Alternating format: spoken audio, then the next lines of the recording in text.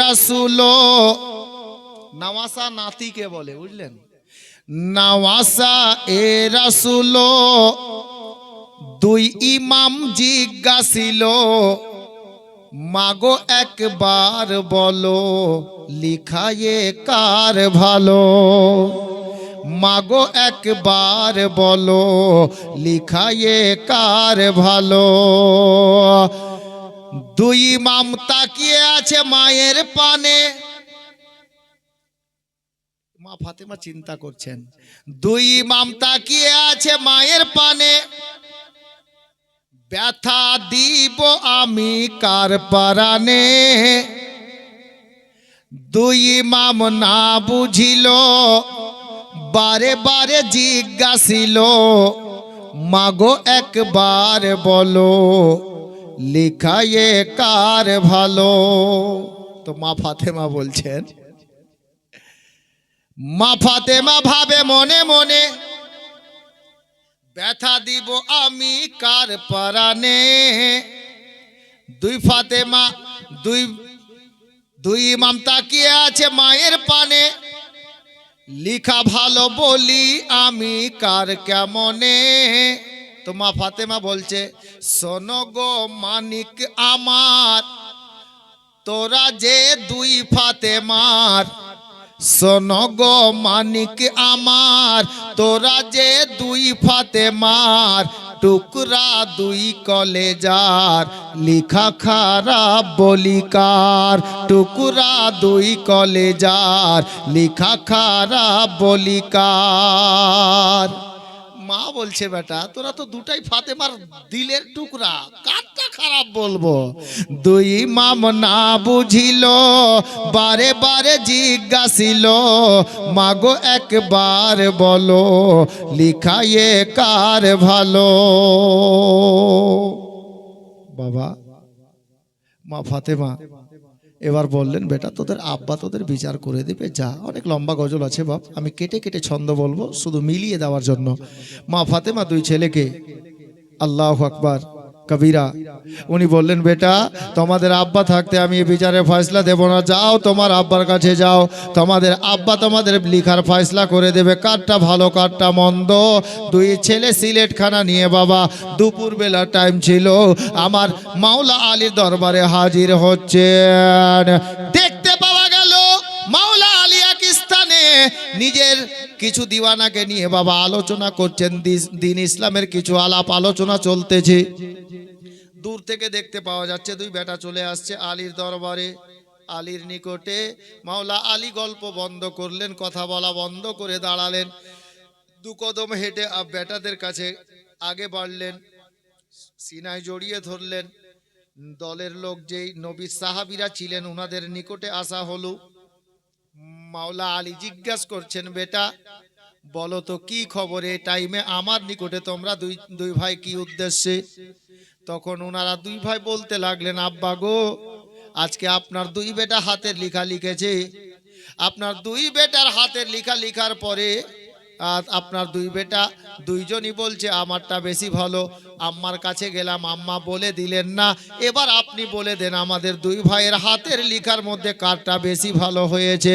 এ বাবা, যদি এই ধরনের কোনো বাবা এখানে আছো যে 5টা ছেলে আছে, 4টা ছেলেকে 4 বিঘা দিলেন, একটাকে 6 বিঘা দিলেন, যদি এরকম কারণেওয়ালা কোনো বাবা এখানে আছো তো আলীর কাছ থেকে শিখেন। মাওলা আলী রাদিয়াল্লাহু তাআলা আনহু চিন্তায় পড়ে গেলেন। আল্লাহ আলী বলছেন ইনি হলেন, হাসান হলো বড় বেটা, হোসেন ছোট বেটা। যদি এটা ভালো বলি ওটা কাঁদবে, ওটা ভালো বললে এটা কাঁদবে। আমি বাবা হয়ে কোন ছেলেকে কাঁদাবো, কোন ছেলের মুখে হাসি ফুটাবো, এটা আমি আলীর দ্বারাই হবে না। কিন্তু আলীর দিওয়ানা যারা বসে আছে না, আচ্ছা এই গ্রামের মলর সর্দার তো কেউ আছে, আমি নাম শুনতে চাইছি না আর চিনতেও চাইছি না, থাক ওটা আলাদা বিষয়। গ্রামে কোনো সমস্যা ঝগড়া হলে গেলে বিচার করবে কে? তো মলল সর্দার এরা না? হ্যাঁ। আর যদি মললের বাড়িতেই দুটা ছেলের ঝগড়া হয়ে যায়, তো গ্রামের কিছু লোক ফের মজা লাওয়ার জন্য বলবে, দেখি এবার মালাল নিজের বেটার বিচার কেমন করে করে। ঠিক কি না? মজা লাগার জন্য কিছু লোক আবার রেডি থাকে। এ বাবা, হযরতে গেরামি মাওলা আলীর দরবারে এমন কোনো বিচার নাই যে ঘুরে যায়, কিন্তু মাওলা আলীর বেটার বিচার এসছে, কার ভালো কার মন্দ ফয়সালা আলীর কাছে চাইছে আলীর বেটারা। তো মাওলা আলী চিন্তায় পড়ে গেছেন, যদি এটা বেটাকে ভালো বলি তো এটা বেটা কাঁদবে, ওটা বেটার ভালো বললে এটা বেটা কাঁদবে, তো আমি বাবা হয়ে কাকে কাঁদাবো কাকে হাসাবো? অসম্ভব, ছেলে তো দুটাই আমার।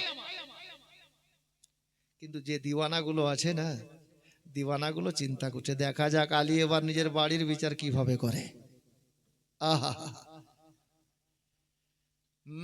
নওয়াসা এ রাসূল দুই ইমাম জিজ্ঞাসিল, মাগো একবার বলো লিখায়ে কার ভালো, মাগো একবার বলো লিখায়ে কার ভালো। আব দেখেন কি হচ্ছে, লিখা দেখে ভাবে শেরে খোদা, কারে রাখবো কারে করবো জুদা, মানে কারটা ভালো বলবো কারটা খারাপ বলবো।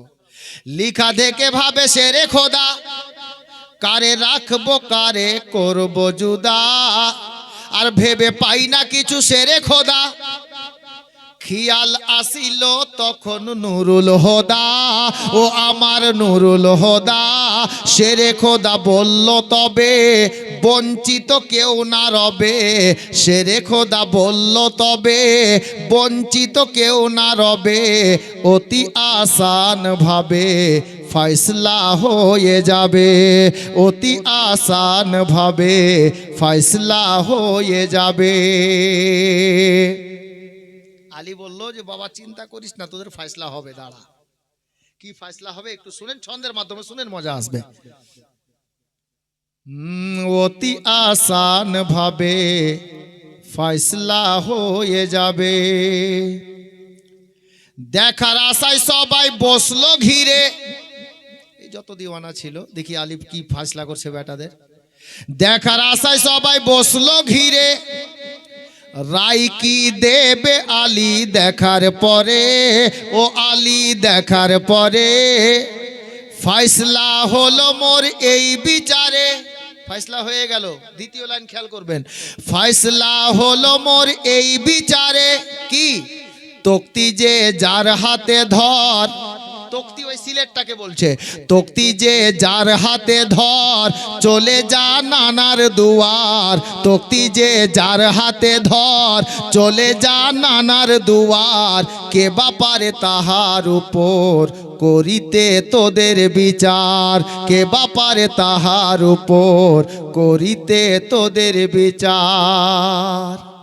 বলছে বাবা তোদের বিচার তোদের নানার উপরে আর কে করতে পারবে, যা তোর নানার কাছে যা, দয়ার নবীর কাছে যা, উনি বিচার করে দিবে তো তোমাদের। আল্লাহু আকবার কবিরা। তক্তি নিয়ে চলে হাসান হুসেনা, সিলেট ওটাকে তক্তি বলে কিতাবের ভাষা। তো তক্তি নিয়ে ইমাম হাসান আর হুসেন চলছেন, তারপরে কি ঘটছে দেখুন। তক্তি নিয়ে চলে হাসান হুসেনা, হযরত আলীর চোখে অশ্রু থামে না, কাঁদছেন কেন? বলে মিনতি করে ইয়া রাব্বানা, লাজ রাখে যেন মোর শাহে মাদিনা, ও মোর শাহে মাদিনা, দুইজনার তক্তি হাতে নানাজির বাড়ির পথে, দুইজনার তক্তি হাতে নানাজির বাড়ির পথে, ভেবেছেন যেতে যেতে আছে কার কি কিসমতে, ভেবেছেন যেতে যেতে আছে কার কি কিসমতে। নানাজির দ্বারে যখন পৌঁছে গেল, আল্লাহর নবী মসজিদে নববী শরীফের বারান্দায় বসে সাহাবীদেরকে নিয়ে দ্বীন ইসলামের আলোচনা করছিলেন। নবী দেখতে পাচ্ছেন দুই নাতি চলে আসছে, অনেক লম্বা ঘটনা শুনেন। নানাজির দ্বারে যখন পৌঁছে গেল, নানাজি নাতিদের পানে দৌড়ে এলো, দুই হাতে দুই ভাইয়ের তক্তি নিল, আমার নবী দুই হাতে দুই ভাইয়ের তক্তি নিল, হাঁটু ভেঙ্গে নবী জমিনে বসিল আর বললেন কি, হাঁটিয়া আর না বাড়ো, কষ্ট আর না করো, কষ্ট আর না করো, হাঁটিয়া আর না বাড়ো, দুই হাতে চুলকে ধরো, কাঁধে মোর উঠে পড়ো, দুই হাতে চুলকে ধরো, কাঁধে মোর উঠে পড়ো। বলছে নানু ভাই তোমরা যদি আগে বলতে না, তো আমি নবী তোমাদের জন্য সাওয়ারি পাঠিয়ে দিতাম, তোমাদেরকে কষ্ট করে হেঁটে আসতে হতো না। আল্লাহু আকবার কবিরা। আমার নবী দুই নাতিকে কাঁধে নিলেন, ঢালে নিলেন আর চলছেন।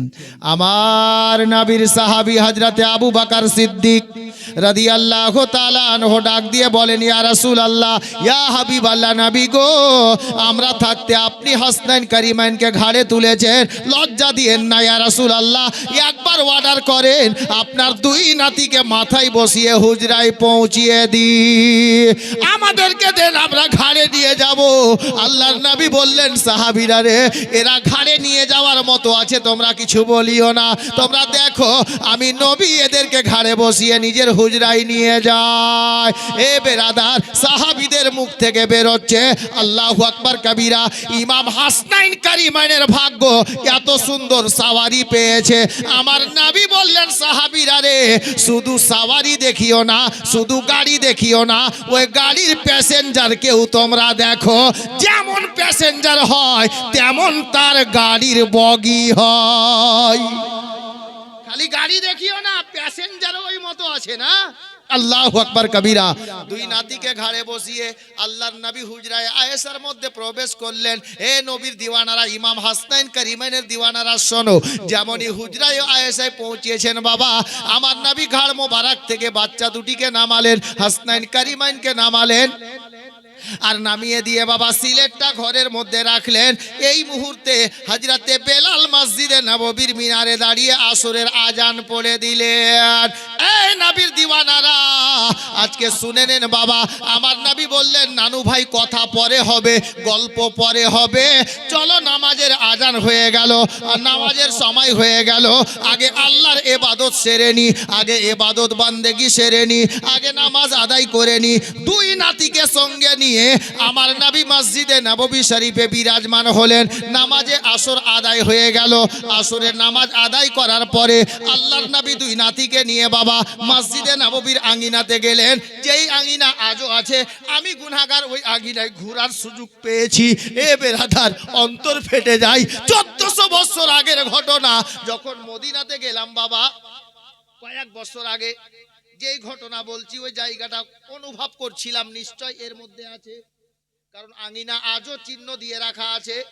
যদি কোনোদিন উমরাতে যান বা হজে যান, খেয়াল করবেন মসজিদে নববীর আসহাবে সুফার সামনে দিকে বাবা 6টা ছাতা দাঁড়িয়ে আছে, চতুর্দিকে ছাদ, মাঝখানে ছাতা। ওই যে ছাতা, ওটাই হলো চিহ্ন, ওটা 1400 বছর আগের মসজিদে নববী শরীফের আঙ্গিনা, এটা চিহ্ন রাখা আছে। আল্লাহু আকবার কবিরা। ওই জায়গাতে ওই আপনার আঙ্গিনার মধ্যে আল্লাহর নবী গেলেন, দুই নাতিকে নিয়ে, মাঝখানে আমার নবী, আর সাহাবীরা চাতক পাখির মতো গোল করে ঘিরে নিয়ে দাঁড়িয়ে আছেন। আমার নবী বলছেন, নানু ভাই বলো কি উদ্দেশ্যে আমার দরবারে এখন আসা হয়েছে? দুই নাতি বলল, হুজুর একটু টাইম দেন। দৌড় লাগালেন নানি জান, আম্মা জান আয়েশা হুজরা, আয়েশার হুজরা মোবারকায় দুই নাতি দুইটা সিলেট নিলেন, আর আল্লাহর নবীর দরবারে গিয়ে বলেন, ইয়া রাসূলুল্লাহ, এই যে দেখেন আপনার দুই নাতি আজকে হাতের লেখা লিখেছে, এই হাতের লেখাগুলো লেখার পরে আম্মা জান মা ফাতেমাকে গিয়ে বললাম, আমাদের লেখা কার ভালো? উনি বলে দিলেন না, আব্বা জানের নিকটে পাঠিয়ে দিলেন। আব্বা জান বলে দিলেন না, আপনার নিকটে পাঠিয়েছেন। ইয়া রাসূলুল্লাহ, আমাদের দুই ভাইয়ের এটাই বক্তব্য যে আমি বলছি আমারটা ভালো, হুসাইন বলছে আমারটা ভালো, এবার আপনি বলে দেন হুজুর, আমাদের দুই ভাইয়ের লেখার মধ্যে কারটা বেশি ভালো হয়েছে। আমি সেটাকে ছন্দ রূপে এই মতো পরিণত করেছিলাম। কি দেখেন, নওয়াসায়ে রাসূল দুই ইমাম জিজ্ঞাসিল, মাগো একবার বলো লিখায়ে কার ভালো, মাগো একবার বলো লিখায়ে কার ভালো। দুই নাতি কি বলছে আমার নবীকে শুনেন। ইয়া রাসূলুল্লাহ, আম্মা জান না বলিল, মা বলেননি, আম্মা জান না বলিল, আব্বা জান পাঠিয়ে দিল, আম্মা জান না বলিল, আব্বা জান পাঠিয়ে দিল, নানা এবার তুমি বলো লিখায়ে কার ভালো, নানা এবার তুমি বলো লিখায়ে কার ভালো। নবী চিন্তায় পড়ে গেলেন, একই কেস কি? আমার নবী বলছেন যদি কয় এটা ভালো ওটাও নয়তো কালো। এটা সায়েন্স, কালো মানে মন্দ, এটা বুঝানো গেছে।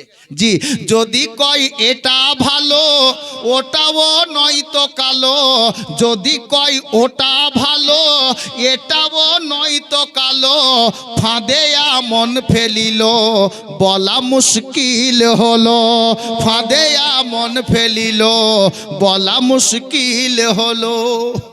বাবা, আমার নবীও চিন্তায় পড়ে গেলেন, আল্লাহ এ হুসাইন ছোট নাতি, হাসান বড় নাতি, যদি হাসানের ভালো বলি তো ছোটটা কাঁদবে, আর যদি হুসাইনের ভালো বলি তো বড়টা কাঁদবে। আমি তো দয়ার নবী, আমি কাকে কাঁদাবো কাকে হাসাবো? একই কেস।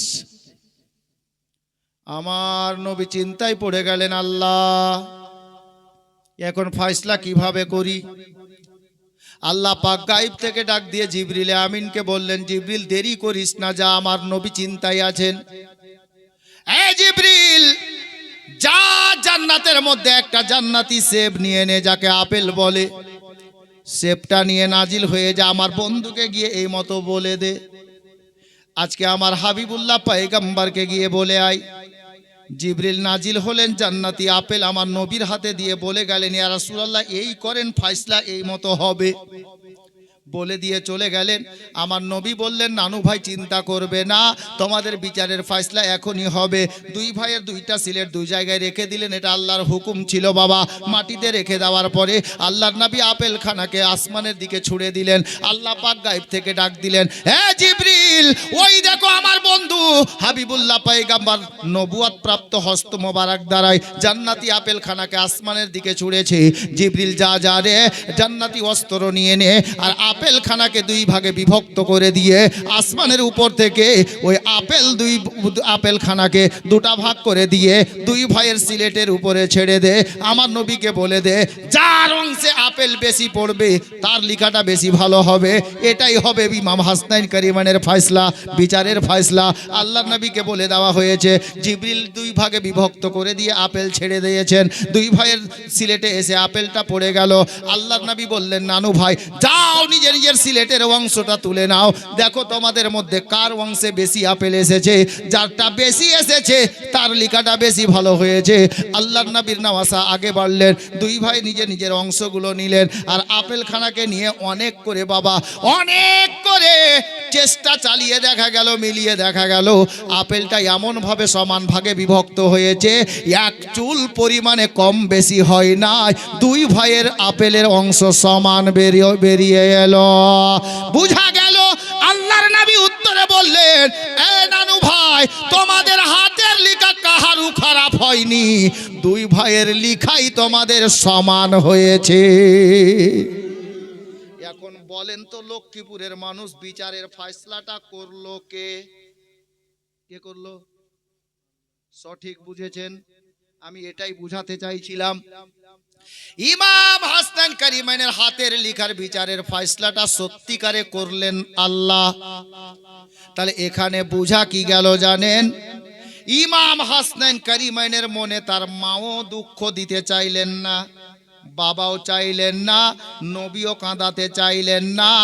আল্লাহ ফয়সালা করে দিয়ে সারা বিশ্বব্যাপীকে বুঝিয়ে দিলেন, এই দুনিয়ার লোকেরা শোনো, আমার বান্দা বান্দিরা শোনো, হাসানের চোখে পানি আসবে, আমি আল্লাহ বরদাস্ত করতে পারবো না, আমি হুসাইনের চোখের পানি সইতে পারবো না, যার জন্য এদের দিলে ব্যথা দিও না, আমি আল্লাহ এদের মুখে হাসি ফুটিয়ে দিলাম, হাতের লেখার বিচার সমান করে দিয়ে।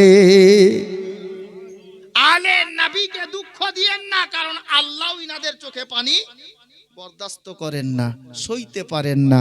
বাবা, এদেরই মা জান্নাত রানী ফাতেমা, ওটা তো জীবনের হিস্সা নয় না মা, তাহলে বলতাম, কোনোদিন আসলে আবার শোনাবো ওই ধরনের ঘটনা। হযরতে মা ফাতেমা আমার নবীর মোহাব্বতে, নবীর ভালোবাসায় কেঁদে নবীর কিছু উম্মতিকে জান্নাতি বানিয়েছেন। জোরে বলুন সুবহানাল্লাহ।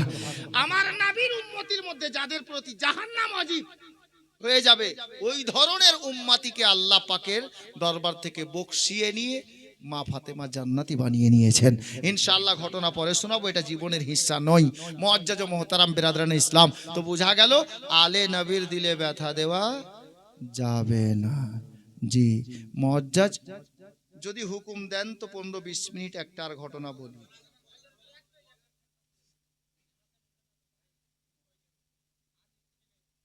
বলে দিব 500 টাকা দেন আমাকে, না মসজিদে একজন দেন, পারবেন? আজকে দান চাওয়ার রাত না, আমিও জানি। জি হ্যাঁ, আজকে তো 500 টাকা নিব, তাহলেই বলবো খুশিতে। আজকে তো দোয়া হবে কি না, শেষে তো দোয়া হবে, তো দোয়ার জন্য একজন যদি 500 টাকা দেন তো বড় ভালো হয়। পারবেন? যখন উঠেই গেল কথা বলে দিচ্ছি, এখনই বলে দেবো। বলেন কে পারবেন 500 টাকা? আজকে শুনবেন না কালকে শুনবেন আবার? আমি তো আর কম্পিউটার নই বাপ। হাজরাতে গিরামি মুআজ্জাজ মুহতারাম, ইনশাআল্লাহ একজন দেন। কে পারবেন আল্লাহর ঘরের জন্য 500 টাকা? পারবেন? পকেটে নেই, কালকে দিয়ে দিন। হাত দেখান। আপনি দিয়ে দিবেন? মাশাআল্লাহ, আলহামদুলিল্লাহ। কি নাম ওনার? নাজিকুল ইসলাম, মাশাআল্লাহ, আলহামদুলিল্লাহ। 500 টাকা, আলহামদুলিল্লাহ। উত্তর তো বলা যাবে না, দান বাকিতে তো কথাও বাকিতে। হাজরাতে গিরামি না ভাই, মাইন্ড করিও না।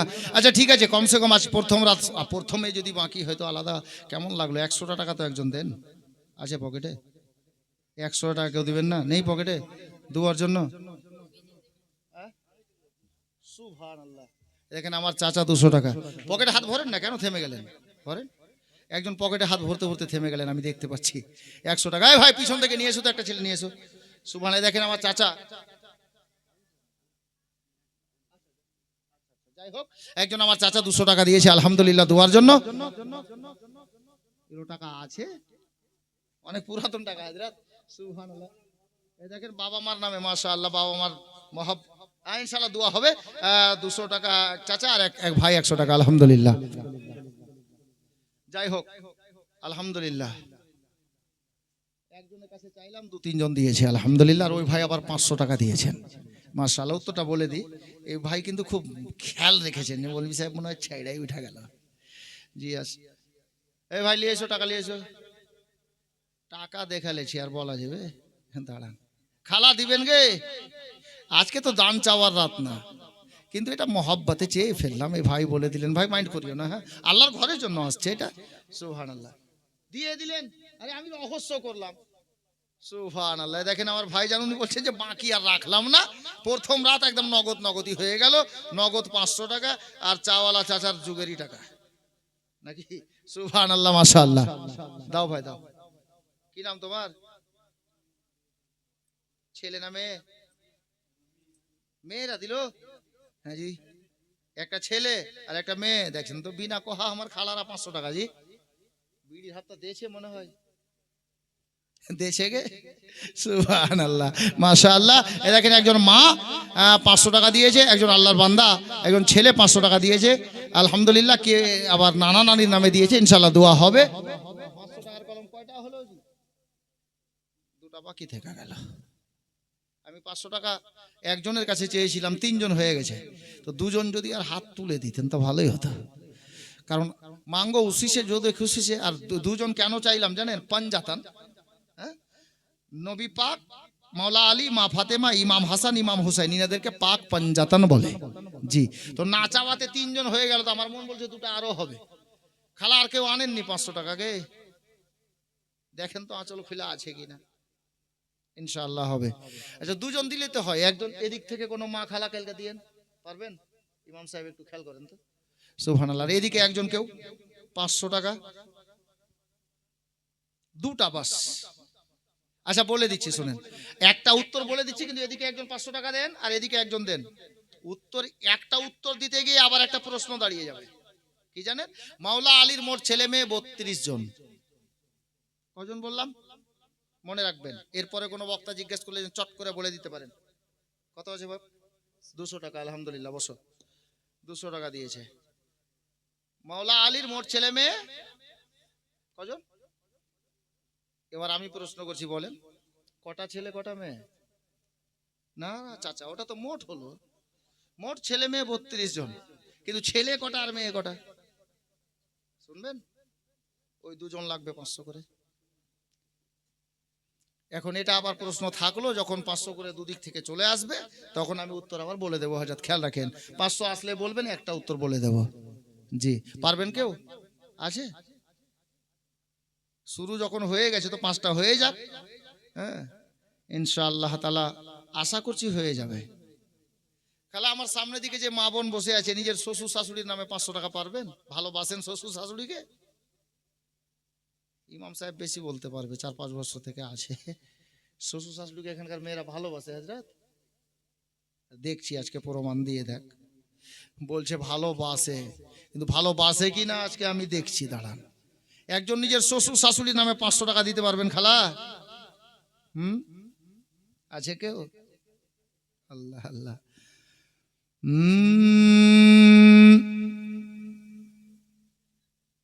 কে